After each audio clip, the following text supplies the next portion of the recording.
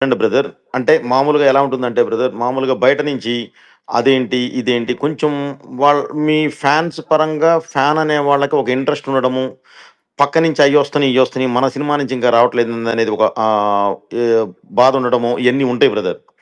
కానీ సినిమా మీద నాకు బాధ్యత ఉంటది. ఎలాగో చెప్తున్నా వినండి. ఇది వదలకపోవడానికి కారణం ఏందంటే గుర్తుపెట్టుకోండి. ఇందులో ప్రధానమైందేంటి, ప్రీక్వెల్ మీరు చూసేసారు పార్ట్ 1. ఆ క్యారెక్టర్ మీకు కొత్తది కాదు. నేను వదిలిన. మురళీకృష్ణన్ మీరు చూసేసారు. నేను గెటప్పు చిన్న కాస్ట్యూమ్ అది చేంజ్ ఇస్తాను కాబట్టి ఓకే. మీకు కొత్త కాదు. నేను వదలాల్సిందేంటి? అఘోరా, మెయిన్ అఘోరాని వదలాలి. వదులుతాను. ఒకసారి వదిలిన తర్వాత గుర్తుపెట్టుకోండి బ్రదర్, ఆయన అదే గెటప్ ఉంటది. అదే హెయిర్ ఉంటది. ఒకే కాస్ట్యూమ్ ఉంటది. ఒకే చేతిలో శూలం ఉంటది. యాంగిల్స్ మారతాయి తప్ప. నీకు బోరొచ్చేయదు. ఎందుకంటే ఇక వేరియేషన్స్ లేవు గదా! సో, అందుకని దాన్ని జాగ్రత్తగా దాచి, దాచి వదులుతాం. అందువల్ల మనం ఇది చేయడం జరిగింది బ్రదర్. లేదంటే అసలు లేట్ చేయాల్సిన అవసరం ఏముంది మనకి? ప్లస్ పబ్లిసిటీ అనేది ఒకసారి అందుకుంటే ఆగకూడదు.